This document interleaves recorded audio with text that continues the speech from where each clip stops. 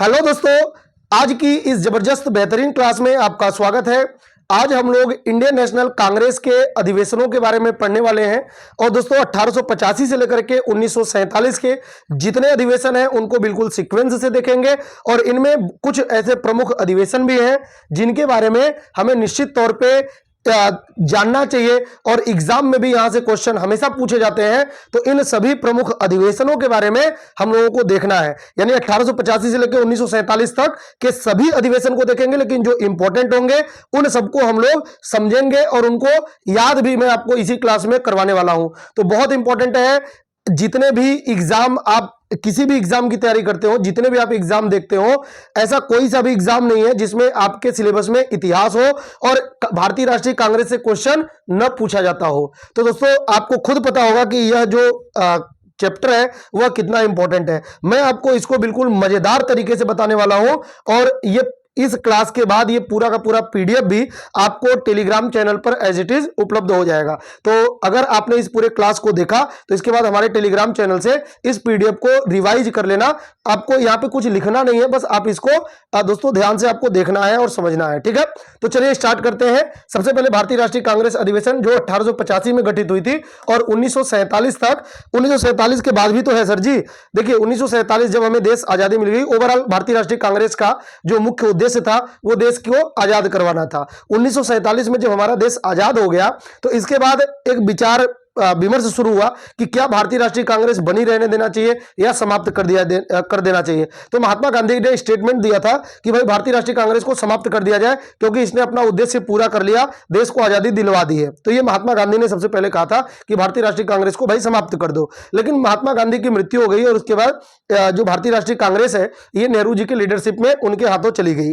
और दोस्तों जब हमारा संविधान लागू हुआ 1950 में, तो उसके बाद यह एक पॉलिटिकल पार्टी बन गई। इसके पहले यह फ्रीडम मूवमेंट वाली पार्टी थी, स्वतंत्रता आंदोलन की पार्टी थी, लेकिन 1950 के बाद यह एक पॉलिटिकल पार्टी बन गई नेहरू जी के नेतृत्व में। और इसके बाद भारतीय राष्ट्रीय कांग्रेस कंटिन्यू आज भी आपको दिखाई देता है। भारतीय राष्ट्रीय कांग्रेस जो कि बड़े लीडर मतलब आपको पता होगा इसके अध्यक्ष मल्लिकार्जुन खड़गे और इसमें लीडर जो है मुख्य रूप से राहुल गांधी, आप ये जानते होंगे। भारतीय राष्ट्रीय कांग्रेस वही पार्टी है, लेकिन ध्यान रखना इसके चरित्र में बहुत अंतर आ चुका है। उस समय यह स्वतंत्रता आंदोलन वाली पार्टी थी और अब यह एक पॉलिटिकल पार्टी है। बात समझ रहा है। तो कांग्रेस तो यही दावा करती है कि भाई हम उसी पार्टी, जो अभी वर्तमान की कांग्रेस है, ये कहती है कि भाई हम वही कांग्रेस है। अब ये मानने न मानने पे है, लेकिन आपके जो एग्जाम है उसमें जो इंपॉर्टेंट है वो ये कि 1947 तक ज्यादा इंपॉर्टेंट है। ज्यादा से ज्यादा आप 48 और 50 तक का अधिवेशन आप देख सकते हैं, तो वो मैं आपको बता दूंगा। जो जयपुर और नासिक अधिवेशन है तो ये भी मैं आपको बता दूंगा। लेकिन आपको ये ध्यान रखना है कि दोस्तों इस भारतीय राष्ट्रीय कांग्रेस के कुछ विभाजन भी हुए हैं, इनके बारे में हम लोग देखेंगे। कुछ इसके ऐतिहासिक महत्व रहे हैं, इनका ऐतिहासिक बैकग्राउंड रहा है, इन सब के बारे में हम लोग पहले थोड़ा सा चर्चा कर लेंगे और इसके बाद भारतीय राष्ट्रीय कांग्रेस के सारे अधिवेशनों के बारे में देखेंगे, ठीक है। तो चलिए स्टार्ट करते हैं आज की अपनी क्लास को। सबसे पहले तो भारतीय राष्ट्रीय कांग्रेस का ऐतिहासिक सफर हम लोग देख लेते हैं। तो भारतीय राष्ट्रीय कांग्रेस का जो ऐतिहासिक सफर है, मैंने जैसा कि बताया आपको कि भारतीय राष्ट्रीय कांग्रेस स्वतंत्रता आंदोलन के दौरान सबसे महत्वपूर्ण पार्टी थी, सबसे महत्वपूर्ण। ऐसा नहीं है कि इसके समकक्ष दूसरी पार्टियां नहीं थी, बहुत सारी पार्टियां थी, लेकिन दोस्तों इसके आसपास बहुत सारी पार्टियां थी। लेकिन जितना महत्व और जितनी ख्याति भारतीय राष्ट्रीय कांग्रेस को मिली, इसकी बड़ी वजह क्या थी? एक तो स्वयं अंग्रेजों ने इसको गठित किया था। स्टार्टिंग में आपको पता है एओ ह्यूम द्वारा इसको गठित किया गया, अंग्रेजों द्वारा इसको संरक्षण दिया गया। कांग्रेस के ऊपर आरोप भी लगा था, जैसे कि भाई यह जो पार्टी है यह एक तरीके से अंग्रेजों ने इसको सेफ्टी वॉल्व के रूप में काम किया। लेकिन जैसे कि लाला लाजपत राय थे, बाल गंगाधर तिलक जैसे लीडर ने इसके ऊपर आरोप लगाया, लेकिन वो लीडर भी तो भारतीय राष्ट्रीय कांग्रेस से जुड़े रहे। उनको भी पता था कि जब तक हम खुद कांग्रेस से नहीं जुड़ेंगे, है ना, क्योंकि कांग्रेस वह प्लेटफॉर्म है जो पूरे देश को कनेक्ट करता है। तो इसलिए दोस्तों जितने भी क्षेत्रीय पार्टियां थी, उनके जितने भी लीडर थे, मैक्सिमम 99% लीडर जो थे वो खुद कांग्रेस से जुड़े हुए थे, क्योंकि कांग्रेस जो है वो पूरे देश की भाषा बन चुकी थी, पूरे देश का थिंक टैंक बन चुका था। तो यानी कि स्वतंत्रता आंदोलन के दौरान जो कांग्रेस पार्टी जैसा काम करती थी, इसमें जैसे लीडर थे, जैसा प्रस्ताव पास होता था, स्वतंत्रता आंदोलन उसी तरीके से चलता था। या यूं कह ले कि जैसे स्वतंत्रता आंदोलन चलता था, जिस दिशा में भारतीय राष्ट्रीय कांग्रेस उसकी रीढ़ की हड्डी थी। तो इस तरीके से क्या था कि दोनों एक दूसरे के पूरक है, मतलब कांग्रेस पार्टी और स्वतंत्रता आंदोलन जो हमारा फ्रीडम मूवमेंट है, दोनों एक दूसरे के पूरक हैं। दोनों का चरित्र लगभग आपको एक जैसा दिखाई देगा। हाँ भाई, इतने सारे लीडर है, इसमें लाखों की संख्या में लीडर जुड़े हुए थे, तो मतभेद भी कांग्रेस में हमेशा आपको देखने को मिलेगा, ठीक है। लेकिन स्वतंत्रता आंदोलन के चलने के दौरान भारतीय राष्ट्रीय कांग्रेस पर जिन नेताओं का प्रभाव होगा, उसके आधार पर स्वतंत्रता आंदोलन को भी 3 खंड में बांटा गया है। आप लोग हिस्ट्री में पढ़े होंगे। तो स्वतंत्रता आंदोलन हमारा 3 खंड में बंट जाता है, क्योंकि कांग्रेस पर कैसे लीडरों का प्रभाव रहा है। तो सबसे पहले उदारवादी चरण। उदारवादी चरण देखिए, स्वतंत्रता आंदोलन का यह पहला चरण माना जाता है। 1885 से ही स्वतंत्रता आंदोलन की शुरुआत मानी जाती है। वैसे तो 1857 की क्रांति भी भैया एक स्वतंत्रता आंदोलन के लिए ही, अंग्रेजों को भगाने के लिए ही था। बहुत सारे लीडर तो ये चाहते थे कि अंग्रेज भाग जाएं। बहुत सारे लीडरों का, भले ही 1857 की क्रांति के दौरान बहुत सारे लीडर भले ही अपने निजी स्वार्थ के लिए लड़ रहे थे, लेकिन बहुत सारे लीडर तो ऐसे भी थे जो अंग्रेजों को भगाना चाहते थे, जिनमें से तात्या टोपे जैसे लोग थे, आपको पता होगा।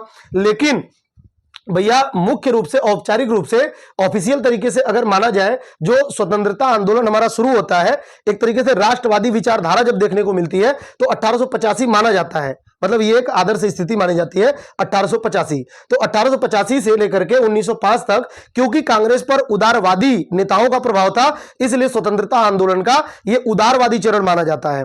लेकिन इसके बाद क्या हुआ, 1905 में गरम दल लीडरों का प्रभाव हो गया कांग्रेस पर।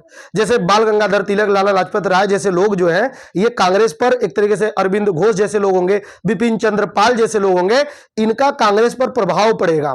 और इसलिए अब जो कांग्रेस की डिमांड होगी, वो कहीं ना कहीं उग्रता की ओर बढ़ेगी। जो कांग्रेस की डिमांड होगी, जैसे कि ये हड़ताल की बात करेंगे, ये बहिष्कार की बात करेंगे, अंग्रेजी सामानों का बहिष्कार किया जाए, और ये स्वदेशी आंदोलन की बात करेंगे कि भाई स्वदेशी अपनाओ, और इस तरीके से। तो कहने का मतलब यह है कि कांग्रेस पर जो गरम दल के लीडर हैं, उनका प्रभाव पड़ेगा। हालांकि 1907 में कांग्रेस पार्टी से औपचारिक रूप से गरम दल नेताओं को हटा दिया जाता है। आपको पता है, सूरत अधिवेशन में मतभेद हुआ था और गरम दल के नेताओं को कांग्रेस से बाहर कर दिया गया। और भैया कांग्रेस में गरम दल के जो लीडर थे, 1916 में जाकर के दोबारा कांग्रेस में जुड़ते हैं। लेकिन फिर भी इस चरण को हम लोग उग्रवादी चरण कहते हैं। क्यों? क्योंकि कांग्रेस पर उनका बाहर से बहुत ज्यादा प्रभाव था। भले ही उनको कांग्रेस से निष्कासित कर दिया गया था, लेकिन कांग्रेस पर उनका प्रभाव बना रहा था। तो ध्यान रखना, जो दूसरा चरण होता है हमारा, उग्रवादी चरण होता है, और इसमें स्वदेशी, बहिष्कार और विभाजन, कांग्रेस के हमें 2-2 विभाजन देखने को मिलते हैं। जनरली स्टूडेंट को एक ही विभाजन पता होता है, लेकिन कांग्रेस का 2 विभाजन हुआ है, ध्यान रखना। इसी दौरान कांग्रेस का 2 बार विभाजन होगा, हम लोग वो भी देखने वाले हैं। इसके बाद गांधीवादी चरण 1919 से लेकर के 1947, ये इस पर गांधी जी इसमें जो है गांधी जी मुख्य रूप से अपनी भूमिका निभाएंगे, और इसमें बड़े बड़े जन आंदोलन होंगे, जैसे कि खिलाफत है, जैसे कि असहयोग आंदोलन है, सविनय अवज्ञा आंदोलन देखने को मिलेगा, और भारत छोड़ो आंदोलन। तो यहां हम लोग स्वतंत्रता आंदोलन तो पढ़ नहीं रहे हैं, हम लोग पढ़े भारतीय राष्ट्रीय कांग्रेस। तो ये समझना थोड़ा सा जरूरी था, क्योंकि कांग्रेस में जो प्रस्ताव पास किए जाएंगे, अगर ये चरण आपको पता होंगे, ये चरण अगर आप जानते होंगे, तो आपको प्रस्ताव याद करना आसान हो जाएगा कि कांग्रेस में इस समय ये प्रस्ताव पास हो रहा है ना, तो क्यों पास हो रहा है, ठीक है।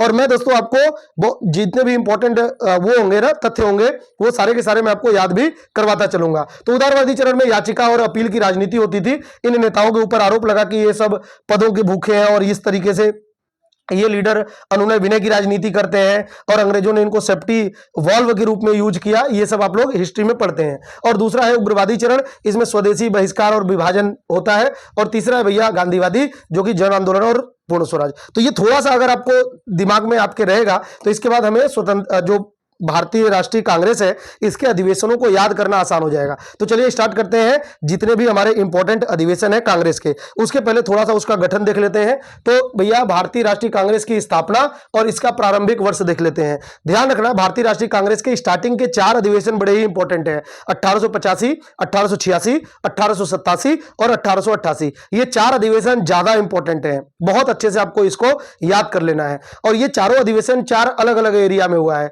जैसे पहला जो है मुंबई में, सबसे पश्चिमी एरिया में।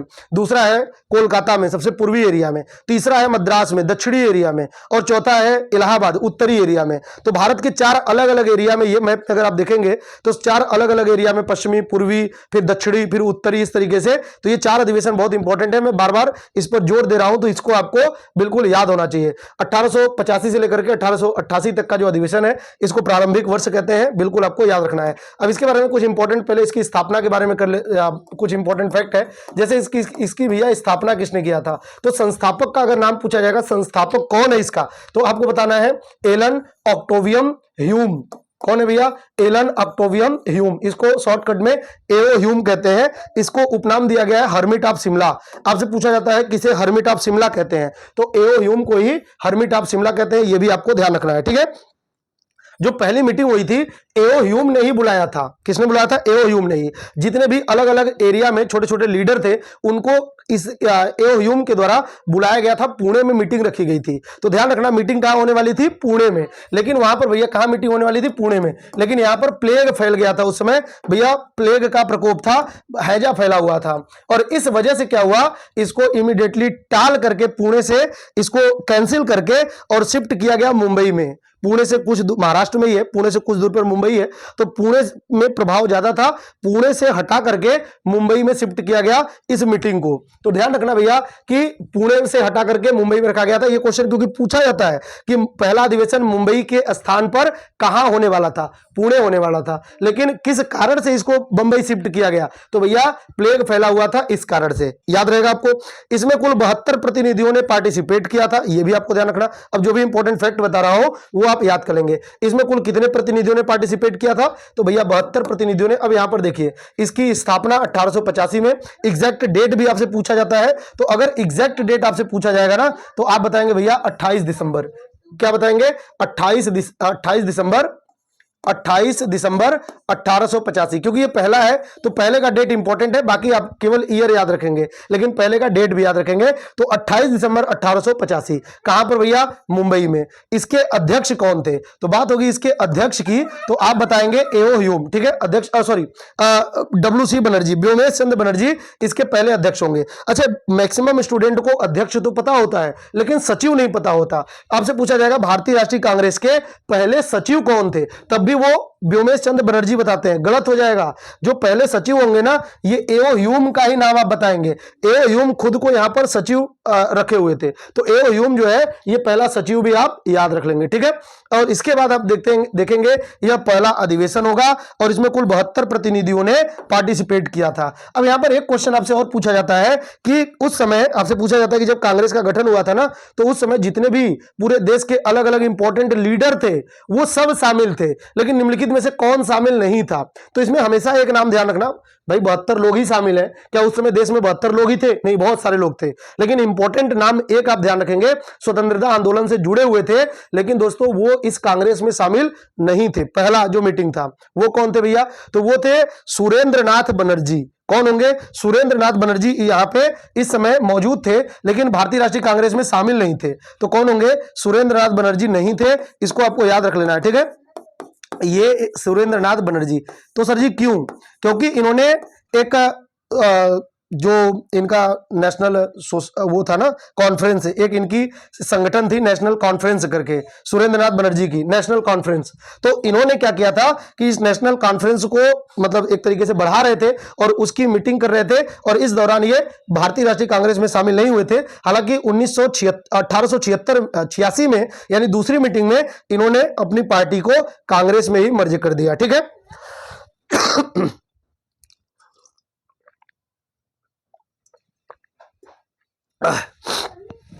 तो सुरेंद्रनाथ बनर्जी यहां पे शामिल नहीं थे, यह भी फैक्ट आपको ध्यान रखना है। कुल 72 प्रतिनिधियों ने 72 प्रतिनिधियों ने यहां पर पार्टिसिपेट किया था।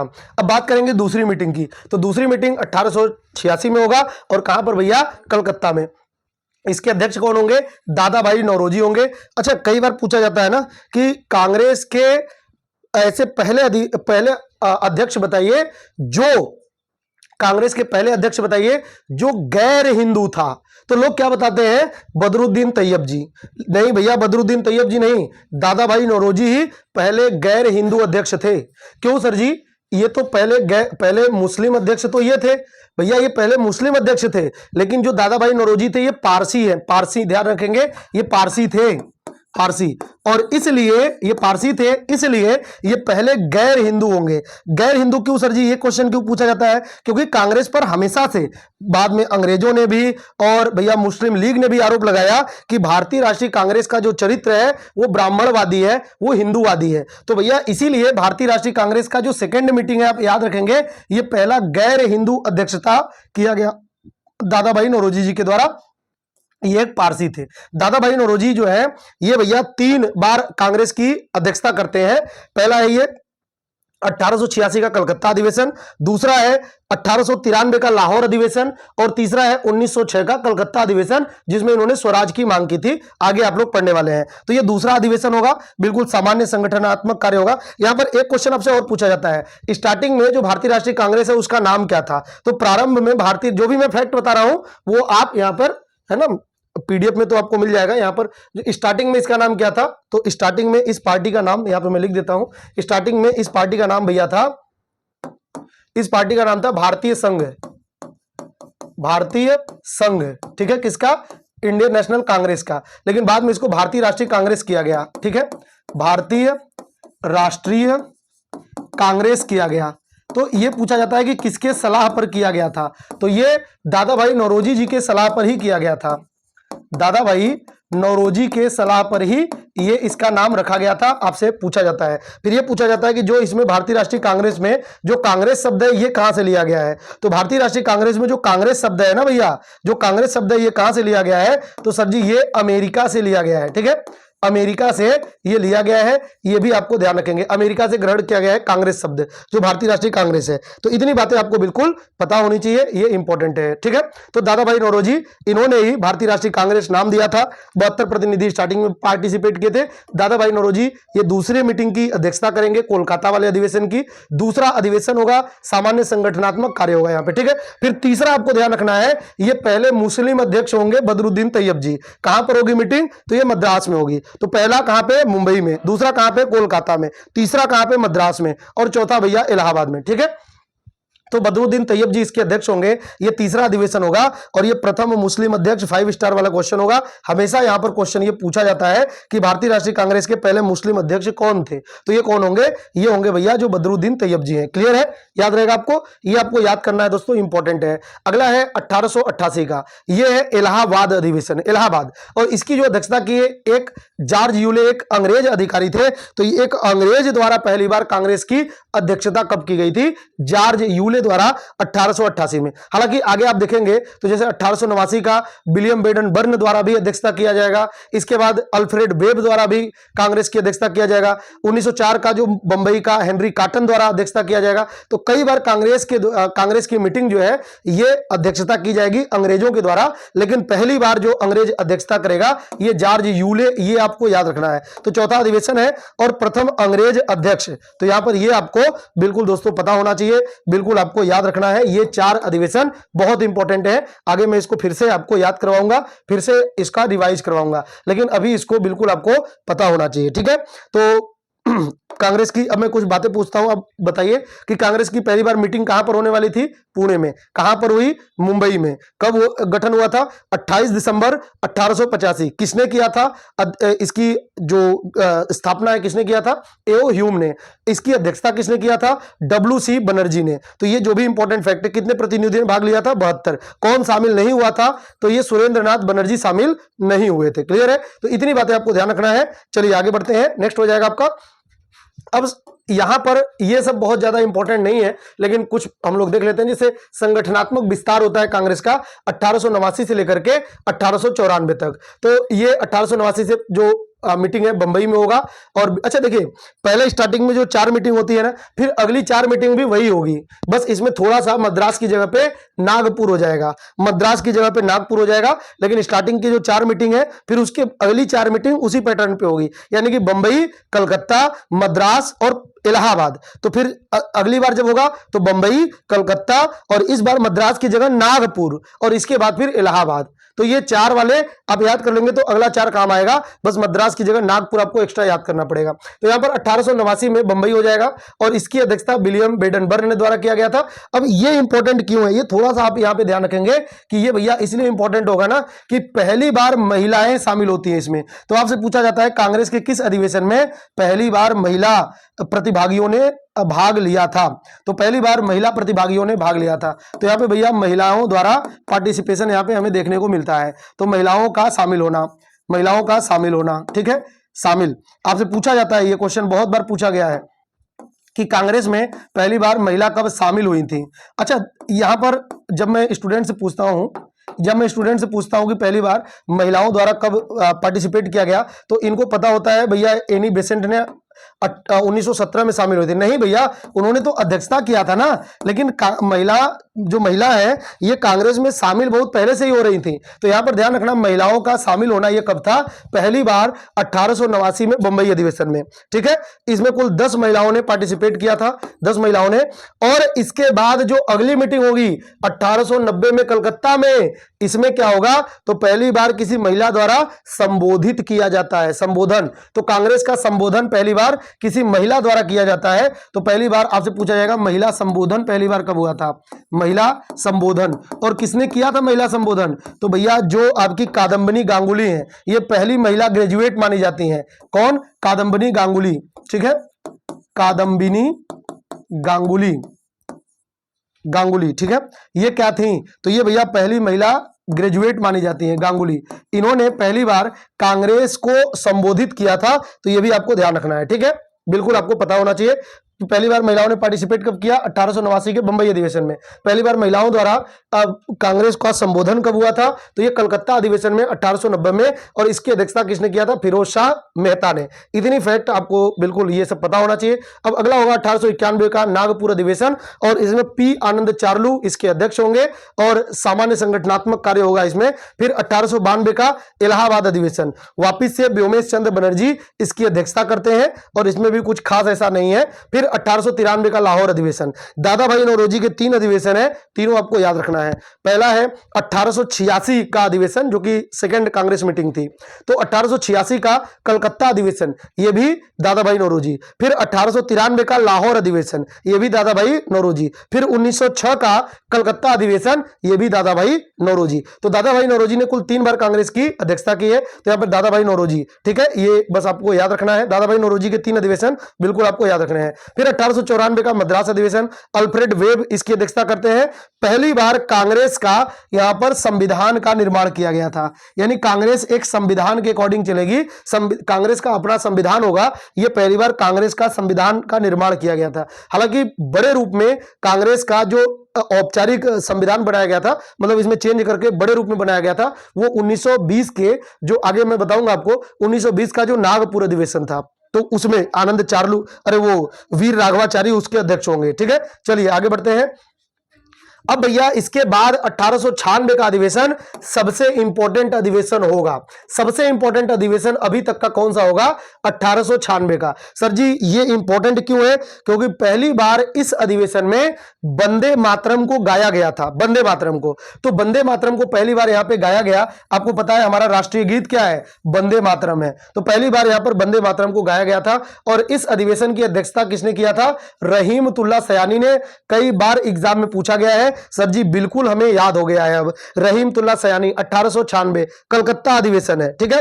पहली बार वंदे मातरम को गाया गया था कहां पर, दादा भाई नौरोजी। अच्छा, कांग्रेस की सबसे ज्यादा मीटिंग कहां पर हुई है, तो कांग्रेस की मैक्सिमम मीटिंग जो है वो कलकत्ता अधिवेशन में ही हुई है। और बड़े बड़े काम भी कलकत्ता में ही, कलकत्ता अधिवेशन में हुए हैं। मैं ये नहीं कह रहा हूं कि दूसरी जगह पे नहीं हुए हैं, लेकिन मैक्सिमम इंपॉर्टेंट जो काम है, मैक्सिमम वो सब कलकत्ता अधिवेशन में ही हुए हैं, क्योंकि कलकत्ता राजधानी हुआ करती थी। जब भी हमें कोई बड़ा डिसीजन लेना होता था तो कांग्रेस द्वारा कलकत्ता में मीटिंग की जाती थी और वहीं पर बड़े डिसीजन लिए जाते थे, क्योंकि कलकत्ता ही उस समय अंग्रेजों की राजधानी हुआ करती थी। तो कलकत्ता में सबसे ज्यादा मीटिंग और बड़े काम भी कलकत्ता में मैक्सिमम हुए हैं, ठीक है। तो कलकत्ता में पहली बार वंदे मातरम को गाया गया था, बिल्कुल आपको पता होना चाहिए, ठीक है। अब इसके बारे में कुछ इंपॉर्टेंट फैक्ट है, जैसे आपसे पूछा जाएगा कि इसके पहले वंदे मातरम कहां पर था, तो भैया एक किताब है आनंद मठ, ठीक है, आनंद मठ एक किताब है, और इस आनंद मठ को किसने लिखा है? तो आनंद मठ को भैया 1882 में किसने लिखा था? तो भैया बंकिम चंद्र चटर्जी, ठीक है, बंकिम चंद्र चटर्जी द्वारा इसको लिखा गया था।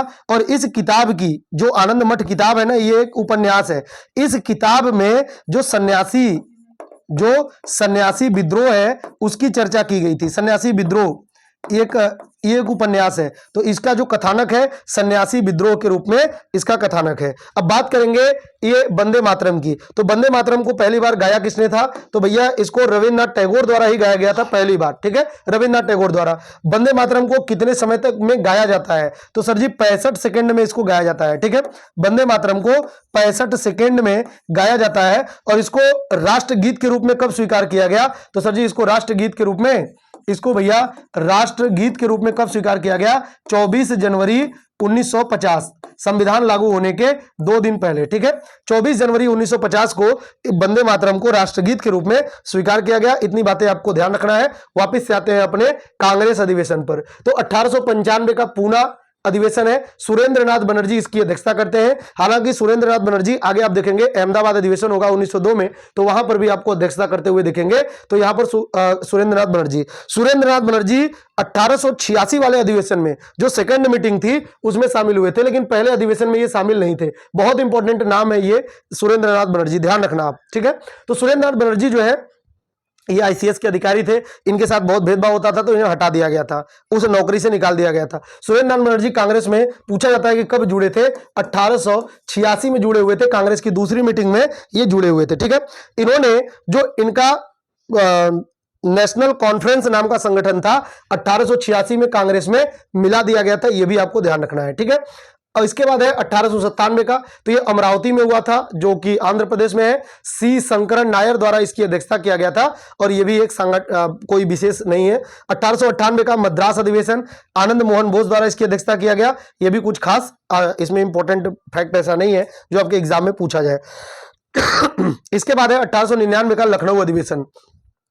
ये भैया अगर आप यूपी के स्टूडेंट हैं तो आपके लिए, क्योंकि आपकी राजधानी में हो रहा है, पहला है, तो वैसे तो इलाहाबाद में 2 हो चुके हैं, लेकिन राजधानी में पहला है, तो इसलिए आपके लिए इंपॉर्टेंट हो सकता है। रमेश चंद्र दत्त जो कि एक अर्थशास्त्री थे, उनके द्वारा इसकी अध्यक्षता की गई थी, ठीक है। तो बाकी जो भी इंपॉर्टेंट है सबसे ज्यादा 1896 वाला है, और ये मैंने आपको बता दिया है। चलिए आगे बढ़ते हैं। अब हमारा जो कांग्रेस का अगला अधिवेशन है ना, ये भैया अब देखिए सदी का बदलाव 1900 से लेकर के 1904 तक, लेकिन कुछ खास ऐसा अधिवेशन नहीं होगा, बस ये आपको थोड़ा सा जानना है। तो 1900 में लाहौर अधिवेशन होगा, एनजी चंद्रावरकर इसकी अध्यक्षता करेंगे। 1901 वाला कलकत्ता अधिवेशन होगा, दिनसा वाचा इसकी अध्यक्षता करेंगे। यहां पर आपको ध्यान रखना है, थोड़ा सा इंपॉर्टेंट है ये। इंपॉर्टेंट क्यों है? इंपॉर्टेंट इसलिए है क्योंकि महात्मा गांधी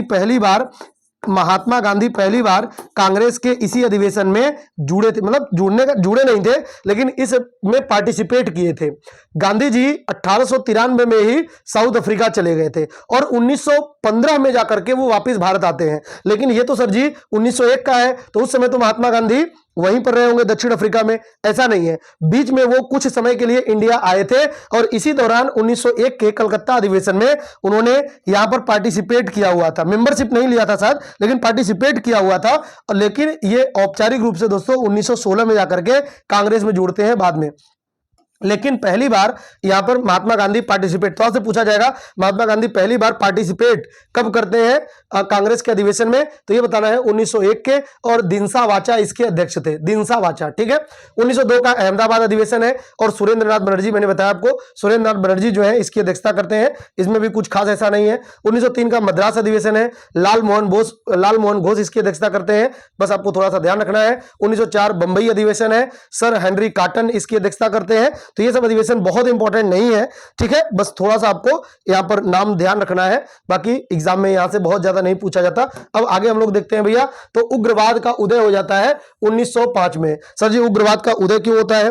धीरे धीरे कांग्रेस में गर्म दल के लीडर जुड़ते जा रहे थे, लेकिन इसी समय जो लॉर्ड कर्जन था उसके द्वारा दोस्तों घोषणा किया जाता है कि भाई हम बंगाल का विभाजन कर रहे हैं। बंगाल का विभाजन तो ठीक था, उसमें कोई दो राय नहीं कि वो प्रशासनिक सुविधा कारण बताया था, लेकिन जब ये पता चला कि ये तो भैया धर्म के आधार पर विभाजन किया जा रहा है, और ये तो मतलब बांटो और राज करो की नीति अंग्रेज लागू कर रहे हैं, हिंदुओं और मुसलमानों में झगड़ा लगा रहे हैं। तो अब कांग्रेस में जो गरम दल लीडर थे ना, गरम दल के लीडर थे, उन्होंने कांग्रेस में अपना प्रभाव दिखाना शुरू किया, जैसे कि वो हड़ताल की मांग करेंगे, जैसे कि वो बहिष्कार की बात करेंगे। अच्छा, ऐसा नहीं है कि नरम दल के लीडर बिल्कुल शांत थे, स्वदेशी आंदोलन वो भी चाहते थे। उन्होंने ही, जैसे आप देखेंगे तो स्वदेशी आंदोलन नरम दल के लीडर स्टार्ट करते हैं, लेकिन आपको ध्यान रखना है कि वो चाहते थे कि केवल और केवल बंगाल में हो, जबकि गरम दल के लीडर चाहेंगे कि ये पूरे देश में हो।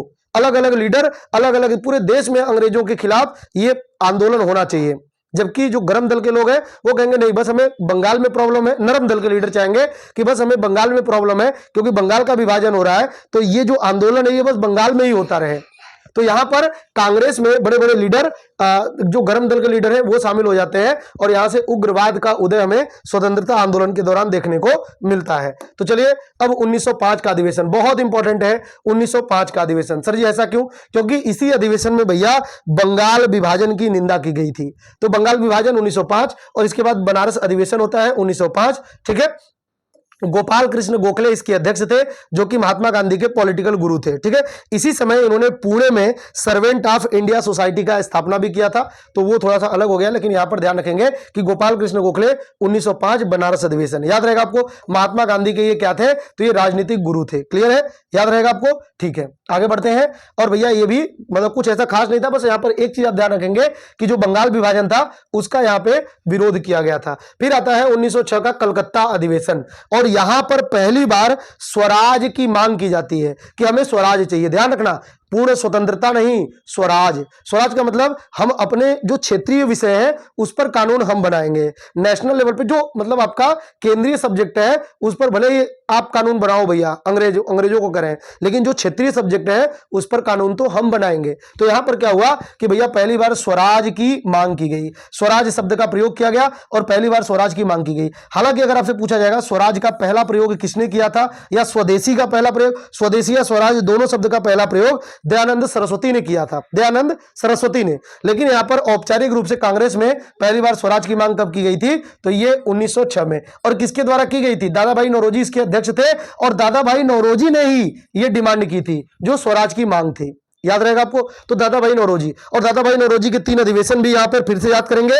1886 कलकत्ता अधिवेशन, 1893 लाहौर अधिवेशन, और 1906 कलकत्ता अधिवेशन, और ये सबसे ज्यादा इंपॉर्टेंट है। ठीक है, इसी अधिवेशन में भैया स्वराज की मांग रखी गई। हालांकि जब बात होगी पूर्ण स्वराज की तो हम आगे देखेंगे, वो होगा 1929 का लाहौर अधिवेशन। ठीक है, ये आपको ध्यान रखना है। आगे बढ़ते हैं। 1907 का सूरत अधिवेशन मोस्ट इंपॉर्टेंट है, एग्जाम के पॉइंट ऑफ व्यू से सबसे ज्यादा क्वेश्चन यहां से पूछे जाते हैं, तो ये तीनों अधिवेशन आपके लिए इंपॉर्टेंट होंगे। 1907 का सूरत अधिवेशन, भैया इसकी अध्यक्षता किए थे डॉक्टर रास बिहारी घोष, और ये कौन थे? तो ये एक नरम दल के नेता थे, ये भी पूछा गया है, तो ये नरम दल के नेता थे। ठीक है, यहां पे आप लिख लेंगे कि नरम दल के नेता थे ये। ठीक है, क्योंकि अध्यक्षता को लेकर के लड़ाई थी। जो नरम दल के लीडर थे वो चाहते थे कि रास बिहारी घोष जो है ये अध्यक्ष बने, जबकि जो गरम दल के नेता थे, जो उग्रवादी लीडर माने जाते हैं, लाल बाल पाल का जो त्रिकोण है, यानी कि लाला लाजपत राय, बाल गंगाधर तिलक और बिपिन चंद्र पाल, और एक और थे अरविंद घोष, ये ऐसे लीडर हैं जो गरम दल के लीडर माने जाते हैं। इनके द्वारा ये डिमांड थी कि भैया या तो लाला लाजपत राय अध्यक्षता करेंगे और या तो बाल गंगाधर तिलक अध्यक्षता करेंगे, और इसी चीज को लेकर के ये लड़ाई थी। और भी कई सारी मतभेद थी, कई सारी लड़ाइयां थी, जैसे कि कांग्रेस की मीटिंग कहां पे हो, जो गरम दल के लीडर थे वो चाहते थे कि नागपुर में हो, जबकि जो नरम दल के लीडर थे वो चाहते थे कि सूरत में हो। तो नरम दल का मान्यता प्राप्त, मतलब इनकी जो डिमांड थी वो पूरी हुई, सूरत में ही हुआ। नरम दल चाहते थे सूरत में हो तो सूरत में हो गया, गरम दल वाले नागपुर चाहते थे लेकिन नहीं हुआ। फिर ये चाहते थे कि रास बिहारी घोष ही इसकी अध्यक्षता करें, जबकि जो गरम दल के थे बाल गंगाधर तिलक, ये भी इनकी जीत हो गई जो नरम दल के लीडर थे। और फिर भैया एक बहुत लंबे समय से चला आ रहा था कि स्वदेशी आंदोलन को लेकर के जो नरम दल के लीडर थे वो चाहते थे कि स्वदेशी आंदोलन केवल और केवल बंगाल में हो, जबकि गरम दल के लीडर चाहते थे कि ये पूरे भारत में हो। और अलग अलग एरिया में गरम दल के लीडर इसको अलग अलग बढ़ा भी रहे थे, जैसे पंजाब में लाला लाजपत राय, बाल गंगाधर तिलक जो महाराष्ट्र एरिया था, इसके अलावा चिदम्बरम पिल्लई जो कि मद्रास का एरिया था, इसके अलावा जो भैया हैदर रजा खान थे वो दिल्ली का एरिया। तो ये सब गरम दल के लीडर अलग अलग एरिया में स्वदेशी आंदोलन को आगे आगे बढ़ा रहे थे। तो ये सब मतभेद के कारण थे और इसीलिए दोस्तों यहां पर क्या हुआ, गरम दल और नरम दल के मध्य बहुत ही भयंकर विवाद हुआ और ये विवाद इतना बढ़ा कि मतलब मारपीट तक का नौबत आ गया था इसमें। और इसके बाद फिर क्या हुआ, गरम दल के लीडरों को कांग्रेस से निष्कासित कर दिया गया।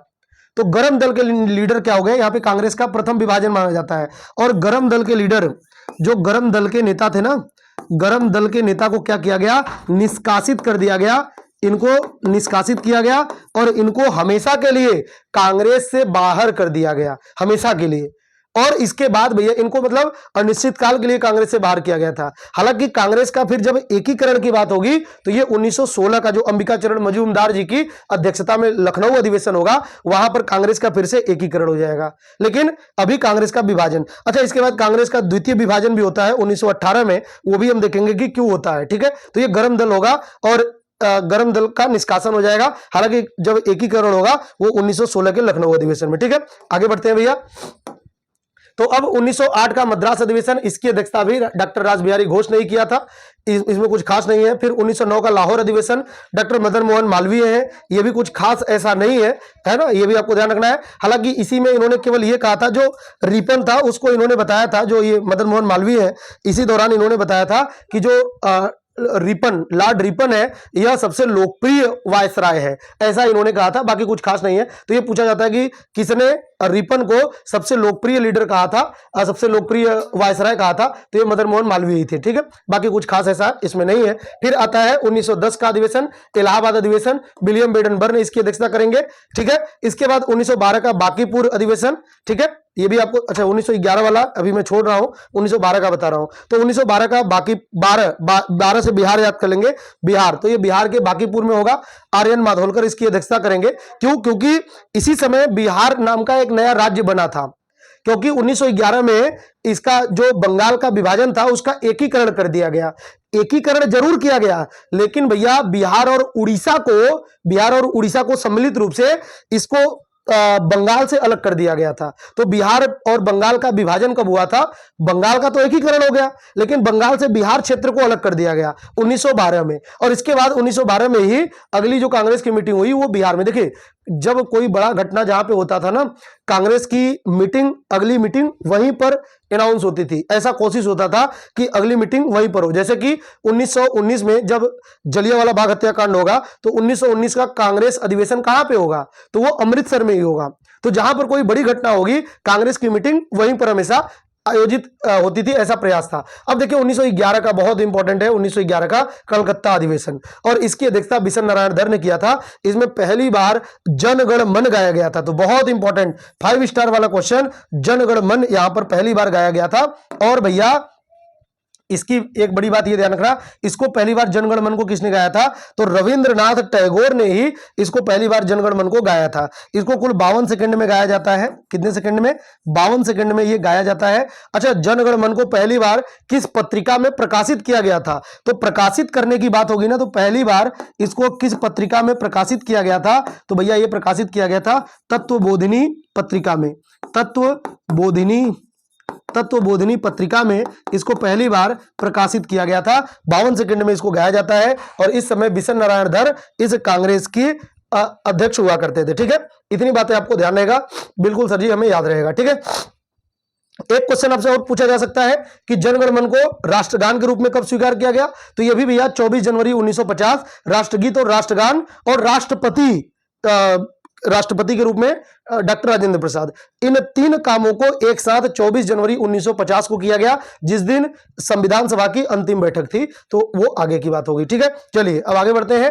अगली जो मीटिंग है, अब एकता की ओर हम लोग बढ़ेंगे और 1913 से लेकर के 1916 तक का समय होगा और इस दौरान क्या किया जाएगा, कांग्रेस का एकीकरण किया जाएगा। ठीक है, तो 1913 का कराची अधिवेशन, नवाब सैयद मोहम्मद बहादुर द्वारा इसकी अध्यक्षता की जाती है। 1914 का मद्रास अधिवेशन, भूपेंद्र नाथ बसु द्वारा इसकी अध्यक्षता की जाती है। और 1915 का बंबई अधिवेशन सत्येंद्र प्रसन्न सिन्हा द्वारा इसकी अध्यक्षता की जाती है।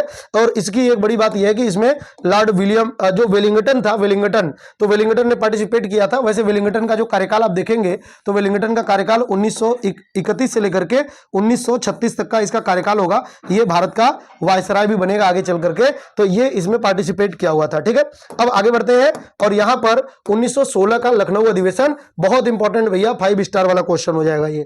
ठीक है, लखनऊ अधिवेशन, इसकी अध्यक्षता बहुत इंपॉर्टेंट है, मैक्सिमम बार इसकी अध्यक्षता पूछा जाता है, अंबिका चरण मजूमदार। इसकी सबसे बड़ी घटना क्या होगी इस दौरान की, तो देखिए 16, 17 ये दोनों अधिवेशन बहुत इंपॉर्टेंट होंगे। 16 में क्या होगा, तो पहली बार भैया मुस्लिम लीग से समझौता हुआ था कांग्रेस का। इसमें 2 समझौते होंगे, ध्यान रखना, 2 काम होंगे, 2 बड़े काम होंगे। एक तो मुस्लिम लीग और कांग्रेस का समझौता होगा, मुस्लिम लीग और कांग्रेस का समझौता होगा। हालांकि इस समझौते का विरोध किसने किया था, तो मदन मोहन मालवीय ने इसका विरोध किया था। लेकिन एक दूसरा काम भी होगा इसमें, और वो क्या, तो जो गरम दल है, गरम दल और नरम दल का एकीकरण होगा। गरम दल और नरम दल का क्या हो जाएगा, एकीकरण हो जाएगा। आपसे पूछा जाएगा कि गरम दल और नरम दल का एकीकरण किसने किया था, तो किसकी भूमिका थी, तो एनी बेसेंट की भूमिका आप ध्यान रखेंगे। एनी बेसेंट के प्रयासों से गरम दल और नरम दल का एकीकरण हो गया था, क्योंकि इसी दौरान 1916 में उन्होंने होम रूल आंदोलन स्टार्ट किया था और बाल गंगाधर तिलक को उन्होंने मनाया और उसके बाद मतलब समझाया, और उसके बाद इनका एकीकरण किया। और इसके बाद भैया मुस्लिम लीग से भी समझौता किया गया ताकि भारत में स्वतंत्रता आंदोलन को मजबूत किया जा सके। ठीक है, तो ये बहुत इंपॉर्टेंट है। 1916 का लखनऊ अधिवेशन, अध्यक्षता अंबिका चरण मजूमदार, मुस्लिम लीग से समझौता कांग्रेस का, और इसके बाद गरम दल और नरम दल का एकीकरण हो गया था। हालांकि जो मुस्लिम लीग है ये समझौता लंबे समय तक चलता नहीं है, वो उनके अपने स्वार्थ थे, क्योंकि इस समय प्रथम विश्व युद्ध चल रहा था, तो उनकी अपनी डिमांड थी। अंग्रेज आपको पता है तुर्की के खिलाफ लड़ रहे थे, तो ये सब उनकी नाराजगी थी। खैर वो आप लोग हिस्ट्री में पढ़ते हैं। चलिए आगे बढ़ते हैं। अब हम लोग देखते हैं महिला नेतृत्व और दूसरा विभाजन। तो दूसरा विभाजन भी इसी दौरान देखेंगे 1917 से 1919 के बीच में, और हम लोग महिलाओं का अधिवेशन भी देखेंगे। तो 1917 का कलकत्ता अधिवेशन, इसकी अध्यक्षता Shrimati Annie Besant. Shrimati Annie Besant द्वारा 1916 से होम रूल आंदोलन चलाया जा रहा था, और तिलक इसमें पुणे के क्षेत्र को देखते हैं, और पूरे अखिल भारतीय स्तर पे एनी बेसेंट द्वारा इसको चलाया जाता है। तो पहली बार महिला द्वारा अध्यक्षता किया जाता है एनी बेसेंट। अब यहां पर ध्यान रखना, एनी बेसेंट को यह अध्यक्षता इनके प्रयासों के कारण दिया गया था। क्यों, क्योंकि इन्होंने एक तो कांग्रेस और मुस्लिम लीग का एकीकरण करवाया था, और दूसरा भैया गरम दल और नरम दल का एकीकरण करवाया था। तो बहुत इंपॉर्टेंट नाम है, इन्होंने होम रूल आंदोलन की डिमांड की थी। भैया श्रीमती एनी बेसेंट आपको ध्यान रखना है, प्रथम महिला अध्यक्ष होंगी। लेकिन ये एक विदेशी महिला थी, तो आपसे पूछा जाएगा कि प्रथम भारतीय महिला कौन थी जो कांग्रेस की अध्यक्ष थी, तो वो आप 8 साल बाद याद रखेंगे, और वो 1925 में जो कानपुर अधिवेशन होगा, 1924 में नहीं 25 में जो कानपुर अधिवेशन होगा, उसकी अध्यक्षता सरोजिनी नायडू द्वारा किया जाएगा। ठीक है, तो ये देखते हैं हम लोग। तो 1917 का कलकत्ता अधिवेशन, श्रीमती एनी बेसेंट प्रथम महिला अध्यक्ष होंगी, और 1918 का दिल्ली अधिवेशन, पंडित मदन मोहन मालवीय। ठीक है, अब यहां पर भी एक फैक्ट आपको और ध्यान रखना है, वो क्या, आपसे पूछा जाता है कि जब जलियांवाला बाग हत्याकांड हुआ था तो उस समय कांग्रेस के अध्यक्ष कौन थे। तो जो जलियांवाला बाग हत्याकांड हुआ था तो उस समय कांग्रेस के अध्यक्ष पंडित मदन मोहन मालवीय थे। ठीक है, क्योंकि कांग्रेस की मीटिंग दिसंबर में होती थी, और अभी से लेकर के अगली मीटिंग तक अध्यक्ष भैया यही रहेंगे। तो अध्यक्ष ये रहेंगे मदन मोहन मालवीय 1918 दिल्ली वाले अधिवेशन में, और 1919 तक ये रहेंगे। लेकिन अप्रैल में ही जलियांवाला बाग हत्याकांड होता है 1919 में, और इसलिए अध्यक्षता को इसकी अध्यक्ष कौन थे, मदन मोहन मालवीय। जब जलियांवाला बाग हत्याकांड हुआ था, ये क्वेश्चन कई बार पूछा गया है, इसलिए मैं इसको बार बार बता रहा हूं। अब बात करते हैं 1918 के बंबई, ये विशेष सेशन था जो 1919 का विशेष अधिवेशन था, और भैया हसन इमाम इसके अध्यक्ष थे। यहां पर कांग्रेस का दूसरा विभाजन हमें देखने को मिलता है। सर जी ये दूसरा विभाजन क्या था, भैया दूसरा विभाजन था कांग्रेस की कार्यप्रणाली को लेकर के। कांग्रेस में बहुत सारे गरम दल के लीडर शामिल हो गए थे, और इसमें जो सुरेंद्रनाथ बनर्जी थे, उन्हें ऐसा लगता था कि कांग्रेस अपने मुद्दों से भटक चुकी है, ये ज्यादा ही उग्रता की ओर बढ़ रही है, और इसलिए उन्होंने कई सारे लीडरों को लेकर के, और वो भैया कांग्रेस से ही अलग हो गए। तो यहां पर सुरेंद्रनाथ बनर्जी कांग्रेस के दूसरे विभाजन में प्रमुख भूमिका, मतलब वो बाहर होते हैं, कांग्रेस से लेकर अलग हो जाते हैं। ठीक है, और उन्होंने एक अलग पार्टी बनाई थी, ये भी आपको ध्यान रखना है। ठीक है, तो कांग्रेस का दूसरा विभाजन किसने किया था, मतलब कौन इससे अलग हुआ था, सुरेंद्रनाथ बनर्जी इससे अलग होंगे। ठीक है, तो ये कांग्रेस का दूसरा विभाजन कहा जाता है। 1918 का बंबई जो विशेष अधिवेशन होता था, कभी कभी कांग्रेस का मीटिंग वार्षिक अधिवेशन दिसंबर में होता था, लेकिन कभी कभी क्या होता था कि बीच में भी मीटिंग बुला ली जाती थी और उसको विशेष अधिवेशन कहते थे। फिर आगे हम लोग देखते हैं 1919 का अमृतसर अधिवेशन। ये तो याद ही रहेगा आपको, क्यों याद रहेगा, क्योंकि जलियांवाला बाग हत्याकांड 1919 में हुआ था, इसलिए जो कांग्रेस की मीटिंग भी रखी गई वो भी अमृतसर में ही रखी गई थी। ठीक है, इसकी अध्यक्षता पंडित मोतीलाल नेहरू, बहुत इंपॉर्टेंट है, पूछा जाता है, और ये भी मतलब कुछ खास नहीं है, इसमें ये ध्यान रखेंगे कि जो जलियांवाला बाग हत्याकांड था उसकी निंदा की गई थी, ये आपको ध्यान रखना है। नेक्स्ट हो जाएगा आपका भैया असहयोग का दौर और युवा नेतृत्व 1920 से लेकर के 1923 तक का अधिवेशन। तो ये 1920 में कलकत्ता अधिवेशन, लाला लाजपत राय। इसमें जो विशेष बात है वो ये ध्यान रखेंगे ना कि पहली बार इसी अधिवेशन में असहयोग आंदोलन का प्रस्ताव पारित हुआ था। असहयोग आंदोलन चलाने के लिए प्रस्ताव रखा गया था, आंदोलन चलाने के लिए प्रस्ताव रखा गया था और पास किया गया था। ठीक है, हालांकि जो ये थे ना, क्या नाम है, जिनको देश बंधु कहते हैं, चितरंजन दास, तो चितरंजन दास ने असहयोग आंदोलन का यहां पर विरोध किया था। इस अधिवेशन में असहयोग आंदोलन का इन्होंने विरोध किया था, लेकिन बाद में इन्होंने ही अगली मीटिंग जब नागपुर अधिवेशन हुआ, वार्षिक अधिवेशन हुआ, तो उसमें प्रस्ताव भी वो ही रखे थे जो चितरंजन दास हैं। तो चितरंजन दास पहले विरोध करते हैं और बाद में वो खुद ये प्रस्ताव रखते हैं असहयोग आंदोलन को चलाने का। ठीक है, तो ये ध्यान रखेंगे। अच्छा, लाला लाजपत राय इसकी अध्यक्षता करते हैं, ये भी आपको ध्यान रखना है। बाल गंगाधर तिलक एक बार भी कांग्रेस की अध्यक्षता नहीं किए थे, यह भी आपको ध्यान रखना है। बाल गंगाधर तिलक कांग्रेस की अध्यक्षता कभी नहीं किए थे, हमेशा दिमाग में ध्यान रखेंगे, क्योंकि एक ऑप्शन बाल गंगाधर तिलक के रूप में भी दे देता है, तो वो ऑप्शन देखते ही आपको काट देना है कि बाल गंगाधर तिलक कभी कांग्रेस की अध्यक्षता नहीं करते। ठीक है, चलिए आगे बढ़ते हैं। तो कलकत्ता अधिवेशन, लाला लाजपत राय इसकी अध्यक्षता करेंगे, इसमें असहयोग आंदोलन का प्रस्ताव रखा गया था। फिर आता है वार्षिक अधिवेशन नागपुर, ये तो विशेष अधिवेशन था। फिर वार्षिक अधिवेशन आता है नागपुर का, वीर राघवाचारी इसके अध्यक्ष होंगे। और कांग्रेस संविधान में परिवर्तन, कांग्रेस के संविधान में बड़े लेवल पे यहां पे परिवर्तन किया जाता है। और एक फैक्ट आपको और ध्यान रखना है कि देसी रियासतों के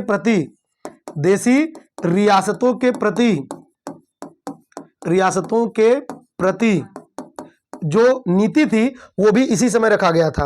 और भाषा के आधार पे, जैसे इसी में ये कहा गया था कि भाई आगे जब हमारा देश आजाद हो जाएगा या जब भी हमें स्वराज या पूर्ण स्वराज मिलेगा, तो देसी रियासतों के आधार पे जो उनकी लोकल लैंग्वेज होगी ना, उसी के आधार पे यानी भाषा के आधार पे हम राज्यों का पुनर्गठन करेंगे। और इन्होंने कांग्रेस का जो क्षेत्रीय परिषद बनाया था वो इसी आधार पे बनाया भी था, तो वो खैर ज्यादा डीप हो जाएगा, आप केवल ये ध्यान रखेंगे देसी रियासतों के प्रति। और अगर भाषा को लेकर के कभी भी पूछा जाए तो वो भी 1920 का नागपुर अधिवेशन। इसमें असहयोग आंदोलन स्टार्ट हो चुका था, तो इसको लेकर के प्रस्ताव एक तरीके से उसको सपोर्ट किया गया था। ठीक है, 1920 वाला।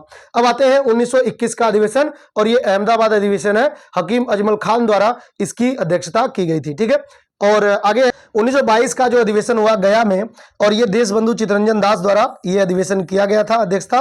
और इसमें कुछ खास नहीं है, बस यहाँ पर ये ध्यान रखना, इसके बारे में एक इंपॉर्टेंट फैक्ट ये है भैया कि ये पूछा जाता है कि वह लीडर बताइए जो कि जेल से अध्यक्षता किए थे। तो देशबंधु चितरंजन दास जेल से अध्यक्षता इस दौरान किए थे। सर जी ऐसा क्यों? क्योंकि भैया इनको गिरफ्तार कर लिया गया था 1922 के इसी अधिवेशन के बाद। इनको क्या किया गया था? गिरफ्तार कर लिया गया था, इसी दौरान इन्हें गिरफ्तार किया गया, और ये जेल से अध्यक्षता करने वाले पहले लीडर थे, तो ये आपको थोड़ा सा ध्यान रखना है। अब 1923 का काकीनाडा अधिवेशन, और इसकी अध्यक्षता मौलाना मोहम्मद अली द्वारा किया गया, इसमें कुछ खास ऐसा है नहीं। 1923 का अधिवेशन दिल्ली में हुआ था, ये एक विशेष सत्र था, और इसमें अबुल कलाम आजाद अध्यक्ष थे, और ये सबसे कम उम्र के अध्यक्ष बने थे, 35 वर्ष इनकी आयु थी उस समय।